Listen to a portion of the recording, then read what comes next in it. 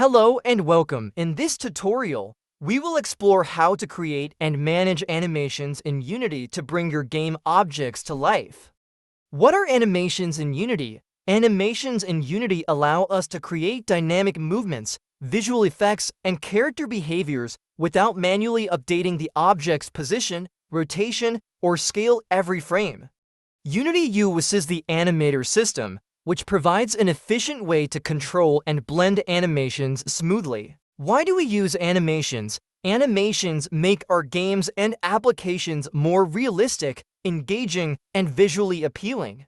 Instead of writing complex movement scripts, we can use animations. Character movements: walking, running, jumping. How do animations work in Unity? 1. Animation clips, pre-recorded sets of transformations, position, rotation, scale, etc. 2. Animator component, the component attached to an object that controls animation playback. 3. Animator controller, a state machine that manages transitions between animations.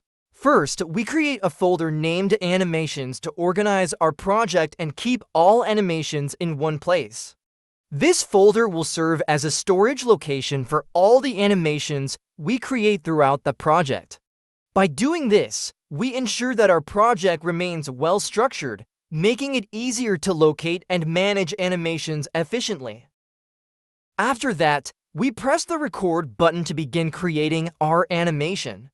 Once the recording starts, we can begin animating the elements as needed. The animation process will capture all the movements, transitions, and changes we make during this time. It's important to work carefully, ensuring that each action is recorded smoothly. We can preview the animation at any time to check the progress and, if necessary, adjust the timing or movements to perfect the outcome. Yes, our animation looks great so far. Now, to control it through code, we need to set up the animator panel.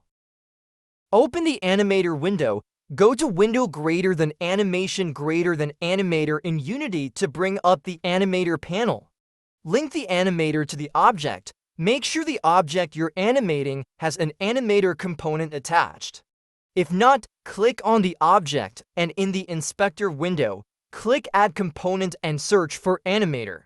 Create parameters for control. In the animator window, create parameters that will allow us to control the animation via code. For example, you can create trigger, bool, or float parameters depending on the type of control you need. Here, we used a bool parameter. When we access it from the code and set it to true, our cube will play the turning animation. Now, to manage our animation, we first define a private animator variable. In the start function, we use getComponent to access the animator component. This allows us to control the animation through our code. Next, we wait for the input from the spacebar.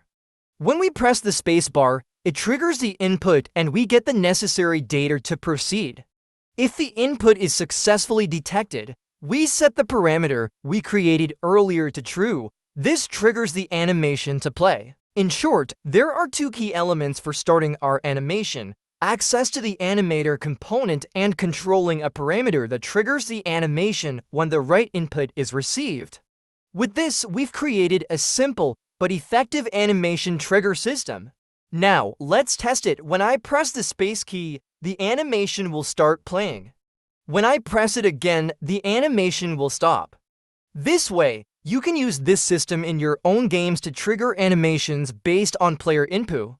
Thank you for watching. See you in the next video.